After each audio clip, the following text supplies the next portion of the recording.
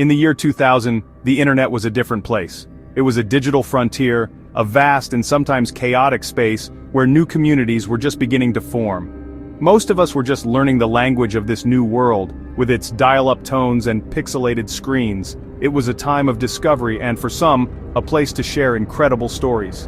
Into this nascent digital landscape, a voice emerged. It was a voice that claimed to be from a time not yet lived, a future we could only imagine.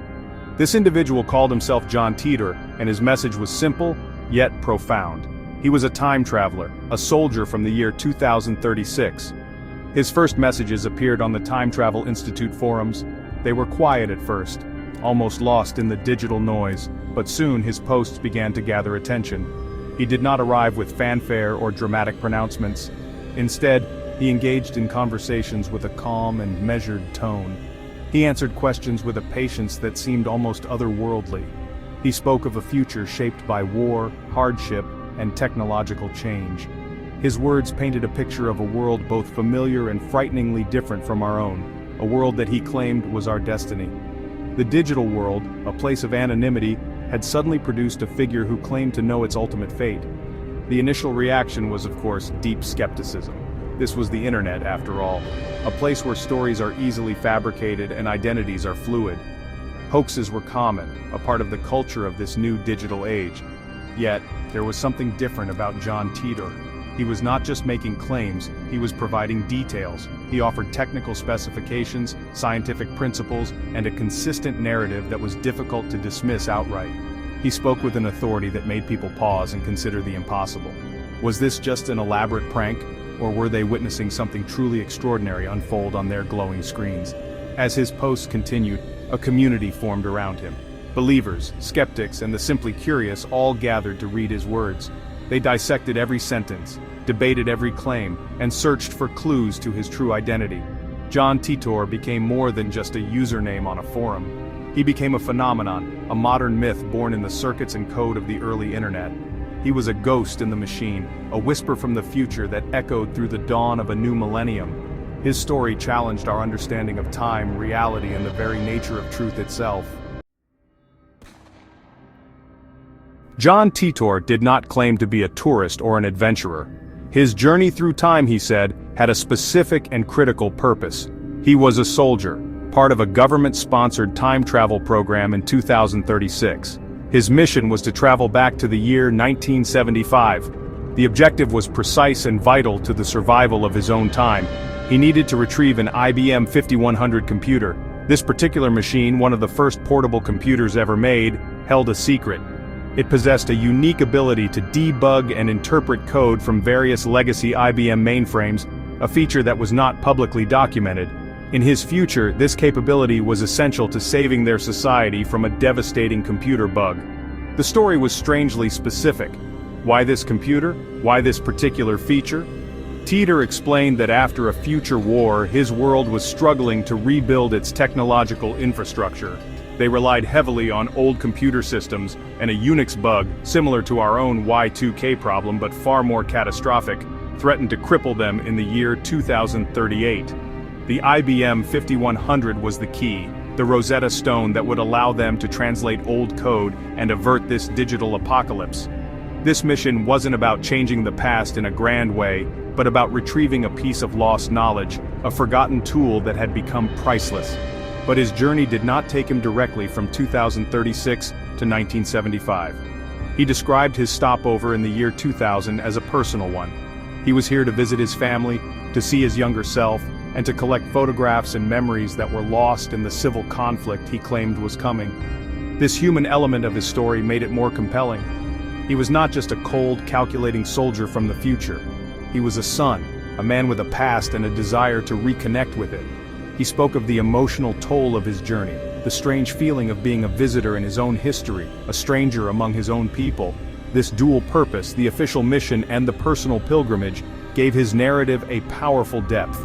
It grounded his fantastic claims in relatable human emotion. He was on a quest for both technology and memory, for a machine that could save his future and for personal relics that could heal his past. He shared his thoughts on the paradoxes and dangers of his travels, warning that time was not a simple line to be redrawn at will. His stop in our time was a brief respite, a moment to breathe before continuing his journey back to a world we had not yet created, a world he was fighting to save. Perhaps the most fascinating part of John Titor's story was his detailed description of the technology that made his journey possible. He didn't just say he had a time machine, he explained how it worked. He posted diagrams and schematics online, outlining the core components of his device.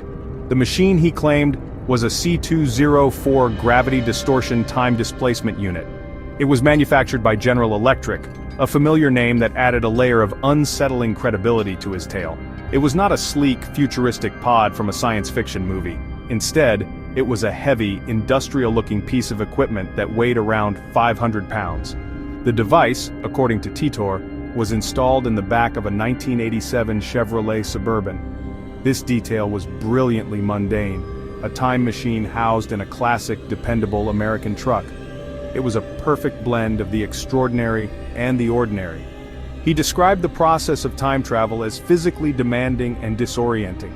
The machine worked by creating two micro-singularities, tiny black holes, that would warp gravity around the vehicle. By carefully manipulating these gravitational fields, he could move the car and its occupants through space-time, arriving at a different point in the past or future. He explained the science behind it with a confident, technical vocabulary. He spoke of the Kerr effect, Tipler cylinders, and the way his machine used an electron injection system to alter the mass and gravity of the micro-singularities. For the layperson, it was dense and impressive. For physicists, it was a tantalizing mix of established theory and speculative science. He was careful not to reveal everything, claiming some details needed to remain secret. This selective disclosure made his story harder to debunk. It wasn't just magic, it was engineering, a complex system that felt just plausible enough to be real. The process was not instantaneous. A journey through time, he said, could take hours or even days, depending on the distance. He described the experience inside the vehicle as strange, with the outside world appearing to speed up or slow down. There was no bright flash of light, no dramatic portal opening in the sky. It was a slow, grinding, and dangerous process that required immense power and precise calculations. This gritty, realistic portrayal of time travel was a far cry from the sanitized versions we see in fiction. It was this very realism that captivated so many and made them wonder if, just maybe, he was telling the truth. What truly set John Titor apart from other internet curiosities were his predictions. He was not vague or mystical in his prophecies. He offered specific details about the world to come, painting a grim but compelling picture of the decades following his departure. He spoke of a growing period of civil unrest in the United States, starting around 2004 and escalating into a full-blown civil war by 2008. This conflict, he said, would not be fought over traditional lines of race or politics, but between urban and rural areas, a conflict of ideologies that would tear the country apart. This American Civil War would last for years, eventually ending in 2015. This internal conflict would then pave the way for a brief but brutal World War III in 2015. He claimed Russia would launch a nuclear strike against the major cities of the United States, China, and Europe. The end day, as he called it, would result in the deaths of nearly 3 billion people and shatter the world as we know it. The world he came from in 2036 was one still recovering from this cataclysm. It was a decentralized society, more focused on local communities and survival. The federal government was a shadow of its former self, with the nation's capital moved to Omaha, Nebraska.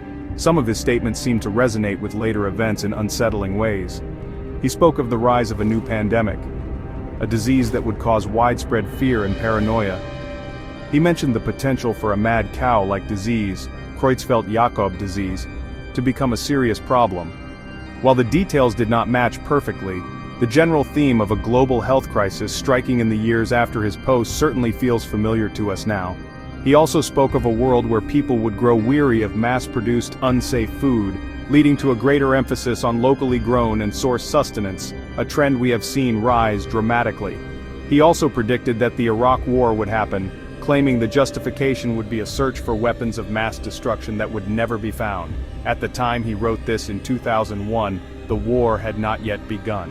This particular prediction has been cited by his supporters as one of his most accurate hits. These echoes, These moments where his future seems to rhyme with our present are what keep the mystery alive. They force us to look back at his words and wonder if he saw a genuine future, or if he was just a very perceptive observer of the world around him, able to see the seeds of conflict and change before they sprouted. For every prediction that seems eerily prescient, there are honestly many more that simply did not come to pass. This is the central paradox of the John Titor story, the part that really fuels the arguments of skeptics. The most significant failed prophecy was his centerpiece prediction, the American Civil War. He stated it would begin to escalate around 2004 and be a defining conflict by 2008. The year 2008 came and went, marked by a global financial crisis, not a civil war. The fabric of American society was strained, but it did not tear apart in the way he described. The battle lines he drew between city and country did not erupt into open warfare.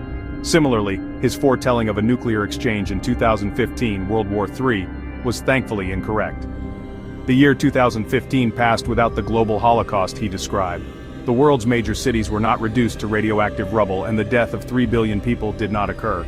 Other, smaller predictions also failed to materialize. He claimed the Olympic Games would be cancelled after 2004, but they have continued. He also suggested that breakthroughs in physics, particularly regarding time travel, would be announced publicly around the same time. This too never happened, at least not in our timeline. Titor himself provided a convenient explanation for these discrepancies. He was a firm believer in the many worlds interpretation of quantum mechanics. According to this theory, every possible outcome of an event creates a new, parallel universe. Therefore, his journey from his timeline to ours might have subtly altered our path. He claimed his very presence and the information he shared could have been enough to push our world onto a different track. Our timeline, he suggested, was now slightly different from the one he came from. The divergence rate between his world line and ours was, he estimated, around 1 to 2%. This explanation is both clever and impossible to verify. It acts as a perfect defense against any failed prediction. If he was right, the future he described was never our destiny. If he was wrong, then the explanation is simply a way to cover his tracks. For believers, it is a logical extension of the physics he described. For skeptics, it is the ultimate cop-out, a way for the storyteller to ensure he can never be proven definitively false. This built-in excuse is what makes the John Titor enigma so frustratingly and honestly beautifully perfect. His story is a closed loop protecting itself from the harsh light of factual contradiction. If John Titor was not a time traveler, then who was he? This question has fueled, honestly, a decade and a half of amateur detective work. The internet has buzzed with theories, accusations, and investigations, all aimed at unmasking the person or people behind the posts. One of the earliest and most prominent theories centered on a Florida-based entertainment lawyer named Larry Haber. In the mid-2000s, Haber established a limited liability company called the John Titor Foundation. He represented a family who claimed to be the genuine family of John Titor, and he held the copyrights to the story and the materials posted online. This connection immediately raised suspicion. Was Haber simply an opportunistic lawyer, or was he more directly involved in the creation of the mythos? The Foundation published a book, John Titor, A Time Traveler's Tale, which compiled all of Titor's forum posts. The investigation into Haber and his connections led people to his brother, John Rick Haber, a computer scientist. John Rick Haber's technical expertise seemed to align with the knowledge displayed in Titor's posts, making him a person of interest. The theory suggests the two brothers may have collaborated on the hoax, with one providing the scientific knowledge and the other handling the narrative and legal aspects. Another theory points to a man named Maury B. Agnew, a computer programmer and artist who had appeared on a radio show discussing time travel just before Titor's posts began. Agnew's manner of speaking and his ideas about time bore a striking resemblance to Titor's writings. However, Agnew has consistently denied any involvement, and no definitive proof has ever linked him to the posts. The search for Titor's identity is like chasing a ghost. Every lead seems to dissipate into speculation, and every potential candidate has a plausible reason for denial or a lack of concrete evidence connecting them. Ultimately, the identity of John Titor remains one of the internet's greatest unsolved mysteries. Was it a single, brilliant individual? A group of collaborators with different areas of expertise? Or was it perhaps an early experiment in collective storytelling, an alternate reality game that grew beyond its creator's intentions? The anonymity of the early internet provided the perfect cloak. Whoever Titor was, they understood not only science and storytelling, but also the psychology of belief. They created a persona that was just detailed enough to be credible, and just mysterious enough to be enduring. A digital phantom who vanished as quietly as he arrived. At the heart of John Titor's mission lies a real piece of technology, the IBM 5100 portable computer. This detail is one of the most compelling pieces of evidence for those who believe his story. Released in 1975, the IBM 5100 was a marvel for its time, but it is now a largely forgotten relic of computing history. Titor claimed he was sent back in time to retrieve one because it had a unique, undocumented feature. He said it could emulate the programming environments of older IBM mainframe computers. This ability was crucial for debugging legacy systems in his future. The strange thing is, he was right. After Titor's posts, computer engineers and historians confirmed this obscure fact.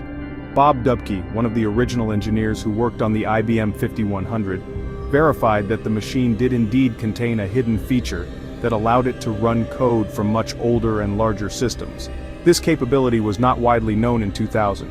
It was a piece of technical trivia hidden deep in the annals of IBM's history, known only to a handful of engineers and hardcore computer enthusiasts. How would a random person creating a hoax on an internet forum know about this?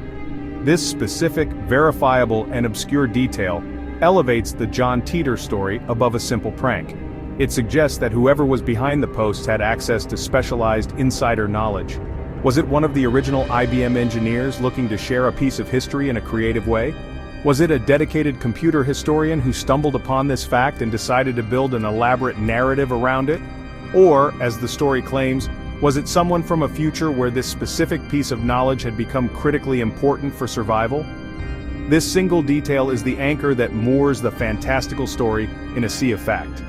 The IBM 5100 serves as the MacGuffin of the Titor saga, the object that drives the plot forward. But unlike many fictional devices, this one is real. You can find pictures of it, read its manuals, and even see one in a museum. This tangible connection to our world makes the story feel grounded. It is one thing to invent a fictional flux capacitor, but it is another thing entirely to weave your narrative around a real physical artifact and an obscure technical truth about it. This choice by the creator of John Titor was a stroke of genius, turning a wild story into a persistent and haunting technological mystery. John Titor logged off for the last time in March of 2001. He simply stopped posting. He offered no grand farewell, no final prophecy. He just vanished, leaving behind a trail of forum posts and a world of questions. His departure was as quiet and mysterious as his arrival. But his story did not end there. In the years that followed, his legend grew far beyond the niche internet forums where it was born. His posts were copied, archived, and shared across the burgeoning social media landscape. He became a cornerstone of internet folklore, a modern urban legend for the digital age. The legacy of John Titor is not about whether he was real or not. Its true power lies in the way it captured the imagination and held up a mirror to our own hopes and fears about the future. His story emerged at a pivotal moment in our history, at the turn of a new millennium, when anxieties about technology, war, and societal collapse were palpable. He gave a voice to those anxieties, packaging them in a narrative that was both terrifying and strangely hopeful. His future was one of hardship, yes, but it was also one of resilience, community, and human survival. The Titor saga has inspired books, plays, documentaries, and even a popular Japanese anime and video game series, Steins Gate. It has become a cultural touchstone, a reference point for discussions about time travel, conspiracy theories, and the nature of truth online. He is a testament to the power of storytelling. A well-crafted narrative grounded in just enough detail and mystery can take on a life of its own. It can become more powerful than the person who created it, evolving into a collaborative myth shared and shaped by thousands of people across the globe. More than 2 decades after he disappeared, people are still debating his words. They are still searching for clues, analyzing his predictions, and wondering about his identity. He proved that the internet could be more than just a place for information. It could be a stage for modern myth-making. John Titor is not just a character in a story. He is a digital phantom, a ghost who haunts the pathways of the internet, forever reminding us of the fine line between fiction and reality. and the enduring human fascination with the great unanswered question of what lies ahead. We are left, then, in a state of perpetual uncertainty. We can analyze the facts, point to the failed predictions, and build compelling cases for who the author might have been. We can dismiss the entire episode as a masterful and entertaining hoax, a piece of performance art conducted on a global scale. This is the most logical, the most rational conclusion.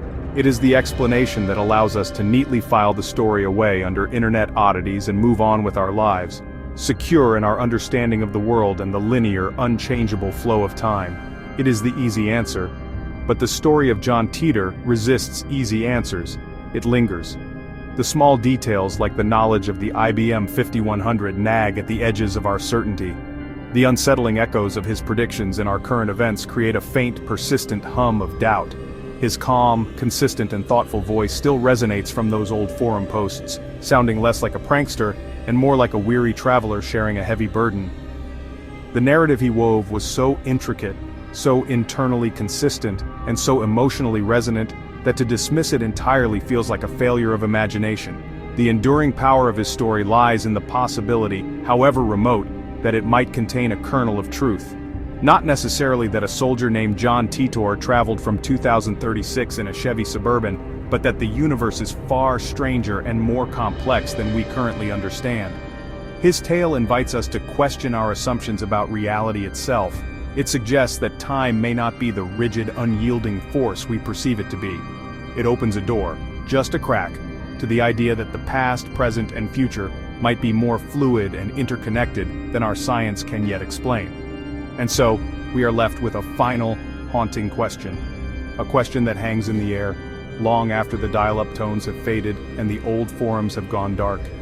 It is a question that challenges us to look at the world with a sense of wonder and a touch of unease.